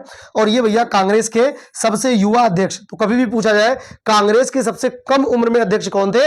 अबुल कलाम आजाद। और सबसे ज्यादा अध्यक्षता वो भी अबुल कलाम आजाद, 40 से लेकर के 46 तक लगातार ये कांग्रेस की अध्यक्षता किए हुए थे। ठीक है, आगे बढ़ते हैं, बहुत इंपॉर्टेंट। अब ये वाला आपको बिल्कुल ध्यान रखना है, 3 अधिवेशन बिल्कुल ऐतिहासिक अधिवेशन है, तीनों को आपको याद रखना है, 1924, 25 और 26, तीनों को ही आपको याद रखना है, बहुत इंपॉर्टेंट है। ठीक है, तो 1924 वाला बेलगांव अधिवेशन, महात्मा महात्मा गांधी का एकमात्र अधिवेशन, 5 स्टार वाला क्वेश्चन, हर एग्जाम में पूछा जाने वाला क्वेश्चन होगा भैया। एकमात्र अधिवेशन जिसकी अध्यक्षता महात्मा गांधी ने किया था, इसी दौरान ये जेल से छूट करके आए थे और इसके बाद इनको अध्यक्षता दी गई थी। ठीक है, तो 1924 का बेलगाम अधिवेशन। और ये कहां पे है, तो ये भैया बेलगाम अधिवेशन कहां पे, ये कर्नाटक में है, बेलगांव, ध्यान रखेंगे। कभी कभी बेलगावी लिखा होता है, तो बेलगांव या बेलगावी एक ही है, और ये कर्नाटक में है, बिल्कुल ध्यान रखना आप, क्योंकि महात्मा गांधी अध्यक्षता कर रहे हैं तो भैया इंपॉर्टेंट तो होगा ही। और 1925 का कानपुर अधिवेशन, पहली बार किसी भारतीय महिला द्वारा अध्यक्षता, श्रीमती सरोजनी नायडू द्वारा अध्यक्षता, और ये प्रथम भारतीय महिला अध्यक्ष हैं। सर जी इसके पहले भी तो आपने महिला बताया, बिल्कुल बताया। 1917 का कलकत्ता अधिवेशन, लेकिन वो भी एक महिला का है, लेकिन भैया वो विदेशी महिला है, एनी बेसेंट, तो वो विदेशी महिला है। लेकिन पहली बार किसी भारतीय महिला द्वारा अध्यक्षता किया जाएगा तो वो भैया श्रीमती सरोजनी नायडू होंगी, आपको याद कर लेना है, ये प्रथम भारतीय महिला अध्यक्ष। सर जी इसके बाद भी कोई महिला अध्यक्ष बनती है क्या, बिल्कुल बनती है। वो कौन है, नलिनी सेन गुप्ता।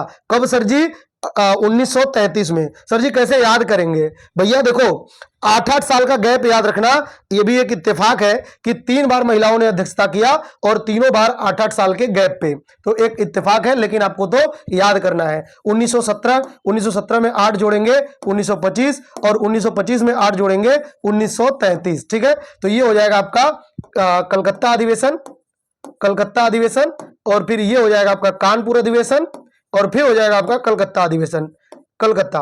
तो ये भी एक इत्तेफाक कह लीजिए कि सबका नाम क से ही है, कलकत्ता, कानपुर, फिर कलकत्ता। ठीक है, तो ये भी आपको ध्यान रखना है। और भैया जो इसकी अध्यक्षता है ये तो है एनी बेसेंट, जो कि पहली महिला है। अब ये विदेशी है, भारतीय नहीं, लेकिन महिला पूछा जाएगा तो एनी बेसेंट। लेकिन जब बात होगी प्रथम भारतीय महिला द्वारा, तो आप बताएंगे सर जी ये तो सरोजनी नायडू है, जिन्हें भारत की कोकिला कहते हैं, सरोजनी नायडू जी। ठीक है, बिल्कुल। और जब बात होगी भैया 1933 में, तो ये है नलिनी सेन गुप्ता, नलिनी सेन गुप्ता। ठीक है, गुप्ता। और ये क्या है, तो ये भैया सेकंड भारतीय महिला है, और पूरे कांग्रेस की तीसरी महिला अध्यक्षता इनके द्वारा किया गया। तो ये तीनों एक साथ आपको याद कर लेना है, तीनों अधिवेशन। ठीक है, तो आप आते हैं वापिस से। तो 1924 का बेलगांव अधिवेशन महात्मा गांधी का है, 1925 का कानपुर अधिवेशन श्रीमती सरोजनी नायडू जी की अध्यक्षता है। और बात करेंगे 1986 की गुवाहाटी। सर जी ये क्यों इंपॉर्टेंट है, ये भी भैया 5 स्टार वाला क्वेश्चन है, आपसे पता नहीं कितनी बार एग्जाम में पूछा गया है कि सर जी आप मुझे ये बताइए कि जो गुवाहाटी अधिवेशन है ये क्यों प्रसिद्ध है। तो इसमें भैया सदस्यों द्वारा खादी वस्त्र पहनना अनिवार्य किया गया था। बहुत बार एग्जाम में ये पूछा गया है, लेकिन स्टूडेंट पता नहीं क्यों इसको याद नहीं करते। लेकिन अब आपको याद कर लेना है कि इसकी अध्यक्षता किसके द्वारा की गई थी, श्रीनिवास आयंगर द्वारा। और ये क्यों प्रसिद्ध है भैया, तो गुवाहाटी अधिवेशन है असम में, और इसके लिए क्या, इसमें क्या किया गया था, तो खादी अनिवार्य किया गया था। यानी कांग्रेस के जो भी सदस्य होंगे उनको खादी वस्त्र ही पहनना है। अगर आप कांग्रेस के मेंबर हैं तो आप मतलब खादी पहनेंगे। ठीक है, अब बात करेंगे पूर्ण स्वतंत्रता की गूंज हमें सुनाई देगी, जो कि 1927 से लेकर के 1931 तक के अधिवेशन देखने को मिलते हैं। 1927 मद्रास अधिवेशन, डॉक्टर M.A. अंसारी। सर जी ये भी इंपॉर्टेंट है क्या, हाँ एक फैक्ट आप याद रखेंगे। आपसे पूछा जाता है कि किस अधिवेशन में सबसे पहले यह प्रस्ताव पारित किया गया था कि हमें जो साइमन कमीशन है उसका विरोध करना है। तो इसी अधिवेशन में प्रस्ताव पास हुआ था। और सर जी कौन सा प्रस्ताव, तो साइमन कमीशन के विरोध का प्रस्ताव, साइमन कमीशन के विरोध का प्रस्ताव, कि कांग्रेस के जितने भी लीडर हैं, साइमन कमीशन, तो जितने भी लीडर हैं कांग्रेस के अपने अपने एरिया में वो साइमन कमीशन का विरोध करेंगे। और इसी दौरान आपको पता है लाला लाजपत राय 1928 में साइमन कमीशन का विरोध करते हुए लाठीचार्ज के दौरान घायल होकर के मृत्यु हो जाती है उनकी। 1928 का कलकत्ता अधिवेशन, मोतीलाल नेहरू, आपको पता है नेहरू रिपोर्ट 1928 में ये दिया गया था। तो इसके बाद 1928 का कलकत्ता अधिवेशन, मोतीलाल नेहरू।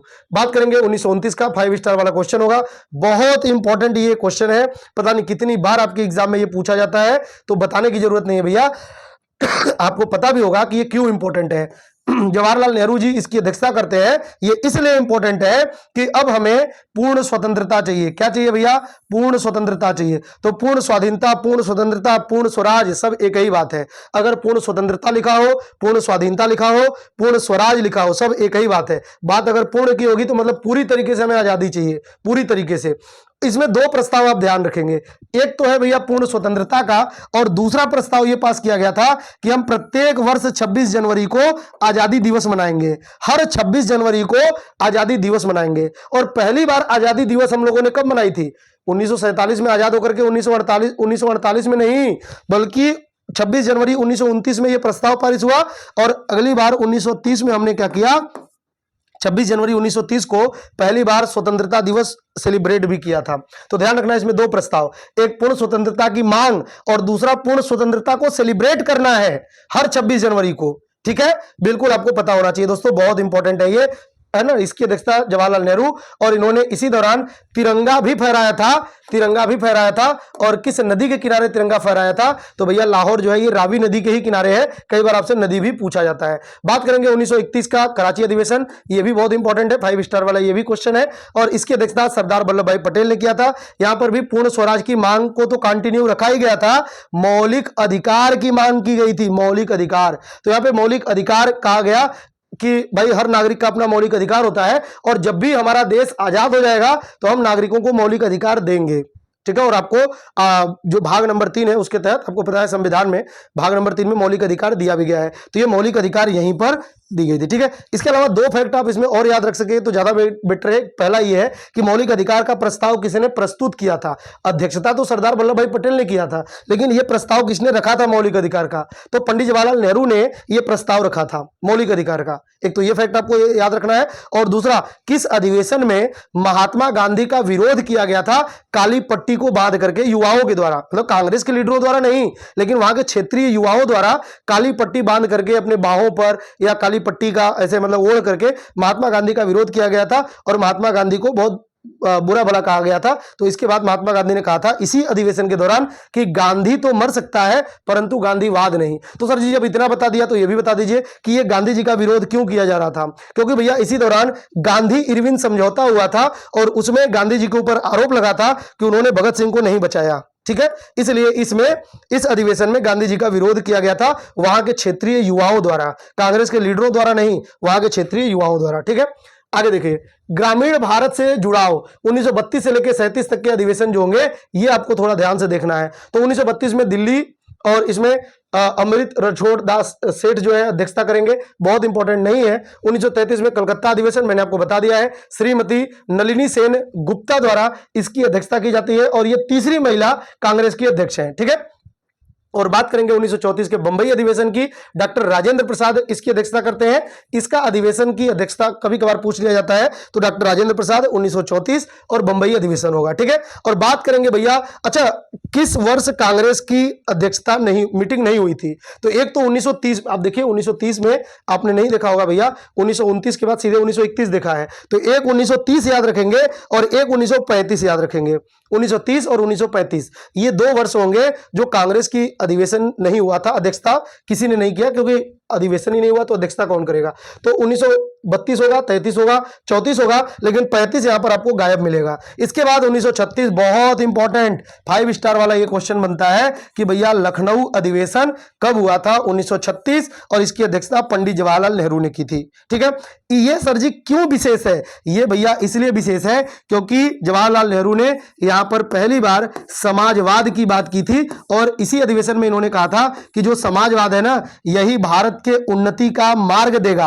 तो भारत की उन्नति का मार्ग समाजवाद के हाथों में है। ऐसी बात पूछा जाता है कि किस अधिवेशन में कहा गया था? तो जवाहरलाल नेहरू जी के द्वारा ही कहा गया था 1936 के अधिवेशन में। इंपॉर्टेंट है, आपको याद रखना है। बात करेंगे 1937 के फैजपुर अधिवेशन की, तो पहली बार कांग्रेस का अधिवेशन किसी गांव में हुआ था, किसी गांव में। तो ये उसके पहले भैया जितने भी बड़े बड़े नगर थे वहीं पर होते थे। तो फैजपुर एक गांव है, और ये कहां पर है सर जी? तो ये महाराष्ट्र में है। ठीक है, महाराष्ट्र का एक गांव भैया फैजपुर, और यहां पर पंडित जवाहरलाल नेहरू द्वारा इसकी अध्यक्षता की जाती है, और गांव में आयोजित ये प्रथम अधिवेशन है। बिल्कुल आपके एग्जाम में हमेशा ये क्वेश्चन देखने को मिलता है, तो उम्मीद करता हूं आप याद भी कर लेंगे। ठीक है, चलिए अब आगे बढ़ते हैं भैया। बात होगी नेताजी सुभाष चंद्र बोस और युद्ध के बादल, जो द्वितीय विश्व युद्ध होगा, इस दौरान कांग्रेस की क्या क्या नीतियां होती है, क्या इंपॉर्टेंट प्रस्ताव होते हैं, और कांग्रेस के क्या क्या प्रमुख कार्यप्रणाली है, उनके बारे में हम लोग देखने वाले हैं। तो 1938 से लेकर के 40 तक के अधिवेशन को हम लोग देखते हैं, 38 से लेकर 40 तक। ठीक है, तो 1938 का हरिपुरा अधिवेशन बहुत इंपॉर्टेंट 5 स्टार वाला क्वेश्चन। नेताजी सुभाष चंद्र बोस इसकी अध्यक्षता करते हैं। अब यहां पर ध्यान रखना भैया, यहां पर जो राष्ट्रीय योजना समिति बनाई जाती है, ठीक है, नेताजी सुभाष चंद्र बोस के द्वारा ही राष्ट्रीय योजना समिति बनाई जाती है। और इसकी अध्यक्षता कौन करता है? तो भैया इसकी जो अध्यक्षता है ना, ये जवाहरलाल नेहरू द्वारा किया जाता है। जवाहरलाल नेहरू और नेताजी सुभाष चंद्र बोस ये दोनों लोग मित्र थे, ध्यान रखना, ठीक है। बाद में दोनों लोगों के रास्ते अलग अलग हो गए, लेकिन स्टार्टिंग में ये दोनों मित्र थे और कई सारे विषयों पर इनका विचार एक था, ठीक है।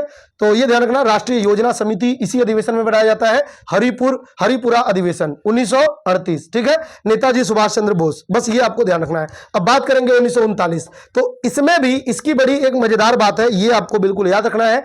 इसमें दोस्तों इसी दौरान आपको पता है द्वितीय विश्व युद्ध छिड़ चुका था और कांग्रेस की जब मीटिंग बुलाई गई तो अब बात होती है अध्यक्ष की, अध्यक्षता कौन करेगा? तो नेताजी सुभाष चंद्र बोस वापिस से अध्यक्षता की डिमांड रखते हैं कि भाई अध्यक्षता तो हम करेंगे, लेकिन महात्मा गांधी और बहुत सारे लीडर ऐसा चाहते थे कि नेताजी ना करें। क्यों सर जी? क्योंकि नेताजी ये चाहते थे कि कांग्रेस का जो साथ है वो ब्रिटेन के साथ ना हो, ब्रिटेन के विरोध में हो, लेकिन महात्मा गांधी चाहते थे कि जो कांग्रेस का साथ है वो ब्रिटेन के साथ हो, इस युद्ध में ब्रिटेन के साथ हो। इस बात को लेकर के यहां पर अध्यक्षता को में भी हमें लड़ाई देखने को मिलती है। तो नेताजी सुभाष चंद्र बोस ब्रिटेन के खिलाफ होकर के यहां पर अध्यक्षता करते हैं, इनकी जो नीति है ब्रिटेन के खिलाफ, लेकिन इनके सामने जो खड़ा होगा वो पट्टाभी सीतारमैया होंगे। कौन होगा भैया?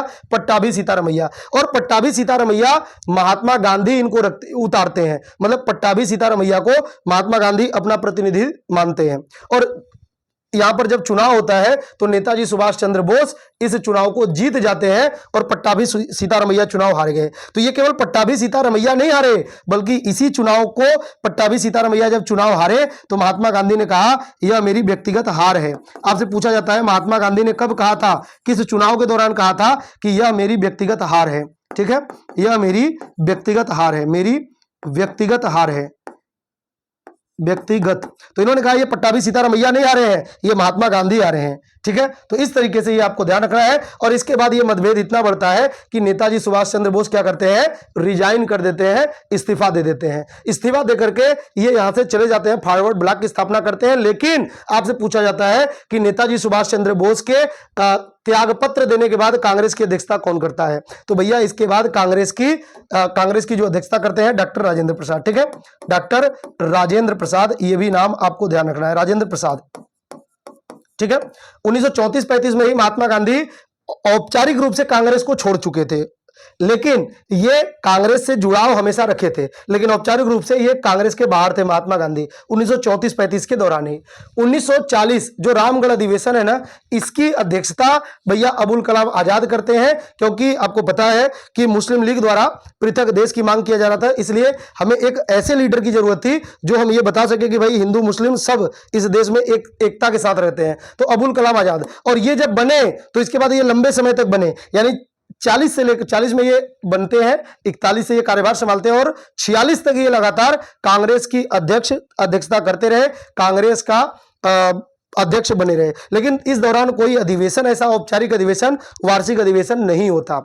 बीच बीच में कोई जो भी मीटिंग वगैरह है, जैसे आपको पता है जब भी जरूरत हुआ मुंबई के ग्वालियर टैंक में भाई भारत छोड़ो आंदोलन का प्रस्ताव रखा गया तो कांग्रेस मीटिंग करती थी, लेकिन ऐसा औपचारिक अधिवेशन जैसे वार्षिक अधिवेशन होता था उस प्रकार से ऐसा कुछ नहीं होता था। तो इसके अधिवेशन आपसे पूछा जाएगा सबसे लंबे समय तक कांग्रेस के अध्यक्ष कौन थे? तो कौन थे भैया? मौलाना अबुल कलाम आजाद थे। याद रहेगा आपको, बिल्कुल याद होना चाहिए, बहुत इंपॉर्टेंट है ये, ठीक है। आगे बढ़ते हैं। अब आजादी की सुबह, यानी अब कांग्रेस अंतिम चरण में है अपने आजादी को पाने में, और इसके बाद कांग्रेस का काम भी समाप्त हो जाएगा और कांग्रेस का एक तरीके से अधिवेशन भी अब आपके समाप्त हो जाएंगे, क्योंकि अब जो अधिवेशन होंगे आगे वो अब एक पॉलिटिकल पार्टी हो जाएगा, यानी कि नेहरू जी के नेतृत्व में 1950 के बाद कांग्रेस का कोई विशेष महत्व इतिहास के संदर्भ में नहीं रह जाता, ठीक है। तो आपको अब ये अंतिम पढ़ने हैं 1950 तक के तो आजादी क्योंकि मिलने वाली है तो आप थोड़ा सा ध्यान से देखेंगे और इंपॉर्टेंट भी है भैया। 1946 में कांग्रेस की मीटिंग होती है मेरठ में। 1940 से लेकर 46 तक कांग्रेस के अध्यक्ष अबुल कलाम आजाद, लेकिन 46 में अब कांग्रेस की जो मीटिंग है मेरठ में होती है और अब इसके अध्यक्ष बनेंगे जेबी कृपलानी साहब। और स्टूडेंट गलती कहां करते हैं, उनसे पूछा जाएगा कि भैया आजादी के समय कांग्रेस के अध्यक्ष कौन थे, तो उन्हें अबुल कलाम आजाद नाम याद आता है, तो यह गलत हो जाएगा। क्यों गलत हो जाएगा? क्योंकि अब कांग्रेस के अध्यक्ष बदल चुके हैं। अब आपको याद रखना है जेबी कृपलानी, ठीक है।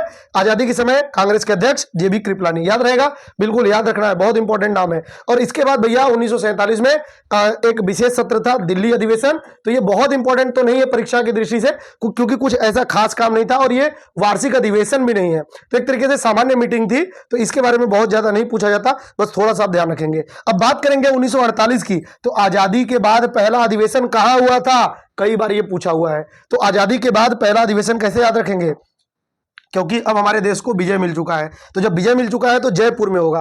विजय जय, विजय जय, तो जय जयपुर में होगा, याद रखेंगे, क्योंकि हमें विजय मिल चुका है 1948 में, ठीक है। 47 में कोई वार्षिक अधिवेशन नहीं है, ध्यान रखना, ये विशेष सत्र है, कोई वार्षिक अधिवेशन है, यहाँ पे पहला अधिवेशन है आजादी के बाद। तो पट्टाभी सीतारमैया, ये जो पट्टाभी सीतारमैया है ना भैया, गांधीवादी नेता, इनको आप लोग जानते होंगे। त्रिपुरी अधिवेशन में नेताजी सुभाष चंद्र बोस द्वारा ये पराजित किए गए थे अध्यक्षता के चुनाव में।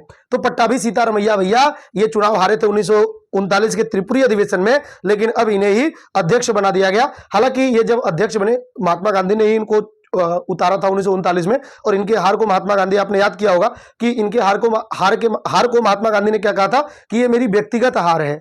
लेकिन अब जब ये अध्यक्ष बने हैं तो महात्मा गांधी ही नहीं है, क्यों? क्योंकि जनवरी 1948 में ही महात्मा गांधी की हत्या हो चुकी थी। तो खैर ये थोड़ा सा मैंने आपको बता दिया। ये पट्टाभी सीतारमैया है, इन्होंने पूरे कांग्रेस का इतिहास नामक पुस्तक लिखा है। कांग्रेस का इतिहास नामक पुस्तक किसने लिखा है? पट्टाभी सीतारमैया ने। तो आजादी के बाद पहला अधिवेशन जयपुर में और इसके अध्यक्ष पट्टाभी सीतारमैया। और फिर 49 में भी कोई मीटिंग नहीं, 50 में ध्यान रखेंगे, अब मोस्ट इंपॉर्टेंट है 50 में, क्योंकि ये अंतिम अधिवेशन है जो जरूरी है। इसके बाद अच्छा, कांग्रेस की मीटिंग तो आज तक हो रही है, लेकिन अब ये दूसरी पार्टी है। 1950 के बाद जो कांग्रेस है, भले ही वो दावा करे कि वो वही पार्टी है, लेकिन उसके लक्ष्य वगैरह, अब ये जो पार्टी है एक पॉलिटिकल पार्टी है, इसको चुनाव लड़ना है, इसको सत्ता जमाना है। लेकिन अब वो जो पार्टी है, जो पहले वाली पार्टी थी, ये स्वतंत्रता आंदोलन की पार्टी है। बात समझ में आ रहा है ना? तो इसके व्यवहार में अलग है, व्यवहार में दोनों का उद्देश्य अलग है। लेकिन भैया आपको ध्यान रखना है 1950 तक के कांग्रेस अधिवेशन इंपॉर्टेंट है। अंतिम जो इंपॉर्टेंट है नासिक 1950, इसके बाद संविधान लागू हो जाएगा और कांग्रेस जो है वो नेहरू जी के नेतृत्व में चलेगा। अच्छा, कांग्रेस को समाप्त करने की बात किसने कही थी? महात्मा गांधी ने, तो ये भी ध्यान रखेंगे। तो पुरुषोत्तम दास टंडन इसकी अध्यक्षता करेंगे और ये अंतिम इंपॉर्टेंट अधिवेशन होगा। उम्मीद करता हूं आपको समझ में आ गया होगा। अब एक हम लोग क्विक रिवीजन करेंगे, और भैया क्विक रिवीजन के लिए एक आपको यह देखना है कि हमने पूरे अधिवेशन में जिसको भी प्रमुख बताया, जिसको भी प्रथम बताया, इनसे संबंधित एक बार आपका क्विक रिवीजन होगा तो सारी चीजें बिल्कुल क्रिस्टल क्लियर होंगी आपके दिमाग में। तो बात होगी प्रथम अध्यक्ष की, सर जी व्योमेश चंद्र बनर्जी हैं। 1885 के मुंबई अधिवेशन हमें बिल्कुल अच्छे से याद है। और बात करेंगे भैया प्रथम मुस्लिम अध्यक्ष की, तो सर जी ये तो बदरुद्दीन तैयब जी हैं। 1887 के सर जी मद्रास अधिवेशन में इन्होंने कांग्रेस की अध्यक्षता किया था।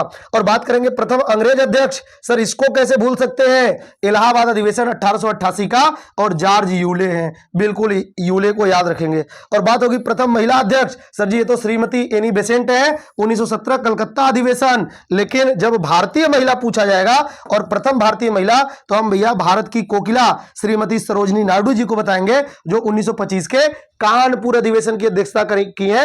ये सब आप पढ़ चुके हैं, तो आपको सब याद हो गया होगा। और बात करेंगे सबसे युवा अध्यक्ष, सर जी अबुल कलाम आजाद हैं। 1923 की अधिवेशन की अध्यक्षता इन्होंने किया था।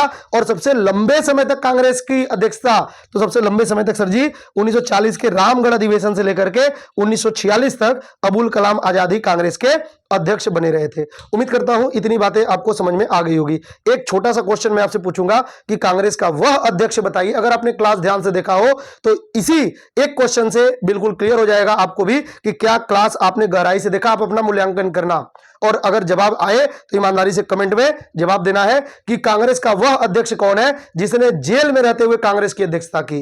और मैंने इसी क्लास में आपको बताया है, और यह मैं जवाब नहीं बताऊंगा, मैंने आपको बताया था, और अब आप मुझे कमेंट करके आगे बताएंगे। ठीक है, अगर आपने वो देखा होगा तो समझ लेना कि अब मेरा पढ़ाया हुआ सफल हुआ, आपने क्लास बिल्कुल ध्यान से देखा है। नहीं देखा है तो दोबारा फिर से देखने की जरूरत है। ठीक है, परीक्षा के भ्रम निवारण। अब हम लोग वो देखते हैं जो भैया स्टूडेंट को एग्जाम में कंफ्यूज हो जाता है, स्टूडेंट कंफ्यूज हो जाते हैं, उनको कंफ्यूजन होता है, जैसे कि राष्ट्रगीत और राष्ट्रगान में कौन पहले कौन बाद में। तो भैया ध्यान रखना, जो राष्ट्रगीत है ये पहले होगा और राष्ट्रगान होगा बाद में। वंदे मातरम 1896 कलकत्ता अधिवेशन, हमें याद तो हो जाता है लेकिन कंफ्यूजन होता है कौन 1911 है और कौन 1896 होगा। तो 1896 में भैया रहीमतुल्लाह सयानी अध्यक्षता करेंगे और यहां पर राष्ट्रगीत गाया जाएगा। और बात होगी राष्ट्रगान की, जनगण मन, तो ये सर जी 1911 के कलकत्ता अधिवेशन में, जिसकी अध्यक्षता बिशन नारायण धर। तो इसको आपको बिल्कुल क्लियर रखना है दिमाग में। और दोस्तों 2 अधिवेशन ऐसे हुए हैं जहां पे हमें विभाजन देखने को मिलता है, कांग्रेस का विभाजन। तो पहला विभाजन और दूसरा विभाजन, हमें कभी कभी पूछता है ना कि कांग्रेस का विभाजन कब हुआ था, और उसमें 7 गायब मिलता है, ऐसा भी क्वेश्चन मैंने देखा हुआ है। 7 ही, कांग्रेस का विभाजन कब हुआ और 7 गायब। लड़कों को लगता है ये क्वेश्चन ही गलत था, लेकिन अगर आप ध्यान से देखेंगे तो वो दूसरे विभाजन की बात करता है, दूसरे विभाजन की। तो भैया पहला विभाजन 1907, लेकिन एकीकरण 1916। इसके बाद दूसरा विभाजन 1918, बंबई का विशेष अधिवेशन, हसन इमाम। तो सर ये दूसरा विभाजन क्या था, मैंने आपको बताया था कि जो बंकिम चंद्र वो जो सुरेंद्रनाथ बनर्जी हैं कुछ लीडरों के साथ यहां से कांग्रेस छोड़ देते हैं और यही कांग्रेस का दूसरा विभाजन होगा। बिल्कुल आपको अच्छे से ध्यान से इसको समझ लेना है। बात करेंगे कुछ ट्रिक्स की। तो जैसे दोस्तों स्टार्टिंग के 4 अधिवेशन बहुत इंपॉर्टेंट मैंने बताया है, इसको आपको बिल्कुल याद रखना है। मैक्सिमम क्वेश्चन ये 4 अधिवेशन से पूछे जाते हैं, 1885, 86, 87 और 1888। इन चारों को बिल्कुल याद करना है। सर जी कैसे याद करेंगे, अगर कोई रास्ता नहीं है तो दिन भर में 10 बार आप याद करिए, बकमई बकमई बकमई बकमई याद हो जाएगा। ब से बंबई, क से कलकत्ता, म से मद्रास और ई से इलाहाबाद। क्योंकि हमें यह तो याद हो जाता है कि कौन सा अधिवेशन की अध्यक्षता किसने किया, लेकिन सीक्वेंस भूल जाते हैं, कौन 85 है कौन 86 है। तो ये कंफ्यूजन ना रहे, ये स्थान याद कर लेना है भैया। बकमई, बकमई से बस है, एक बार बोलिए, ब से तो भैया बताएंगे बंबई, क से तो बताएंगे कलकत्ता, म से मद्रास और ई से इलाहाबाद। तो पहले 4 स्थान बंबई, कलकत्ता, मद्रास और इलाहाबाद, और सीक्वेंस में 85, 86, 87 और 88 याद रहेगा। सर जी अब हमें याद हो गया, बकमई को तो हम कभी नहीं भूलेंगे। ठीक है, और दादा भाई नौरोजी 3 बार अध्यक्ष बने सर जी, 1886, 1893 और 1906। और 1906 वाला तो बहुत इंपॉर्टेंट बताया सर जी आपने, जहां पर इन्होंने स्वराज की मांग की थी पहली बार। तो ये आपको दादा भाई नौरोजी मैंने पढ़ाते समय बताया था कि दादा भाई नौरोजी के 3 अधिवेशन बहुत जरूरी हैं, इन तीनों को आपको बिल्कुल याद कर लेना है। गांधी जी का सर जी एक अधिवेशन हम भूल जाते हैं कभी कभी, तो गांधी जी की बैलगाड़ी याद कर लो भैया, गांधी जी की एकमात्र बैलगाड़ी। तो बैलगाड़ी से बेलगांव याद आना चाहिए आपको। और बेलगांव कहां पे है, तो सर जी बेलगांव जो है ये तो महाराष्ट्र में आपने बताया, कर्नाटक में आपने बताया है। 1924 का एकमात्र अधिवेशन महात्मा गांधी की, तो गांधी जी की बैलगाड़ी, बैलगाड़ी से बेलगांव याद कर लेंगे। ठीक है, चलिए तो भैया अब हम लोग 2 क्वेश्चन सॉल्व करेंगे और आप इसका जवाब देंगे। तो पहला क्वेश्चन है आपका कि स्वराज शब्द का पहली बार प्रयोग कांग्रेस के किस अधिवेशन में हुआ था। इतना खूबसूरत क्वेश्चन आपको दोस्तों बताइए, इतना जबरदस्त, इतना खूबसूरत क्वेश्चन। ऐसे क्वेश्चन नहीं बनेंगे तो कैसे बनेंगे, यही तो होते हैं खूबसूरती क्वेश्चन की। तो स्वर्ग तो धरती पर, यही क्वेश्चन होते हैं जो धरती को स्वर्ग बनाते हैं। बताइए स्वराज शब्द का पहली बार प्रयोग 1905 के बनारस अधिवेशन, 1906 के कलकत्ता अधिवेशन, 1907 के सूरत अधिवेशन या 1916 का लखनऊ अधिवेशन। सर जी आप ही जवाब बता दीजिए, नहीं बताएंगे। दूसरा क्वेश्चन, भारत की आजादी के समय यानी कि 1946 में जो अध्यक्ष बनाया जा चुका था, कांग्रेस के अध्यक्ष कौन थे। सर जी महात्मा गांधी होंगे या डॉक्टर राजेंद्र प्रसाद होंगे या आचार्य जेबी कृपलानी होंगे या जवाहरलाल नेहरू होंगे। अगर आप निहायत ही कमजोर स्टूडेंट होंगे तभी आप इसका जवाब नहीं देंगे। इसमें तो कंफ्यूजन वाले नाम भी हटा दिए गए हैं। तो दोस्तों इन दोनों क्वेश्चन का जवाब आप कमेंट बॉक्स में देंगे। आपका जो जवाब है हमें इंतजार रहेगा। ठीक है, आप लोग जवाब जरूर देना, और आपके जवाब से ये पता चलता है हमें कि आप सिंसियर स्टूडेंट हैं और आप हमें बिल्कुल ध्यान से समझते हैं, क्लास को देखते हैं। चलिए अब एक बार हम लोग क्विक रिवीजन करते हैं पूरे कांग्रेस की क्विक रिवीजन देखेंगे। तो सबसे पहले 1885 की कांग्रेस की स्थापना, क्या 72 जो सदस्य हैं वो आपको याद है क्या एओ ह्यूम आपको याद है? अगर याद है तो चलिए आगे बढ़िए।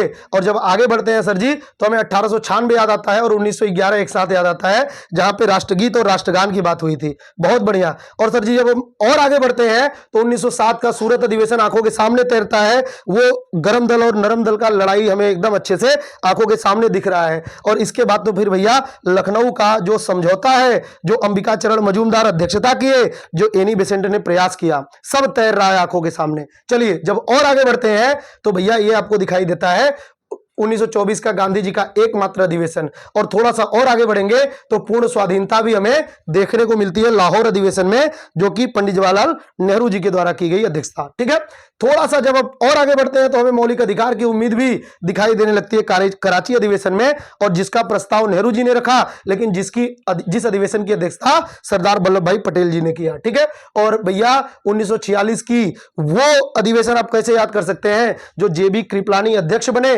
और आजादी के समय यही अध्यक्ष रहे थे। ठीक है, तो दोस्तों उम्मीद करता हूं पूरा का पूरा कांग्रेस आपके दिमाग में बिल्कुल इस तरीके से रच बस गया होगा कि अब आप भी कहेंगे कि लाइए जिसको जो क्वेश्चन लाना है लाओ। और अब मैं क्वेश्चन आपके सामने सॉल्व करके दिखा रहा हूं, क्योंकि आपने पंकज सर से कांग्रेस के पूरा का पूरा अधिवेशन पढ़ लिया है। तो मिलते हैं नेक्स्ट क्लास में, तब तक के लिए नमस्कार, जय हिंद, जय भारत।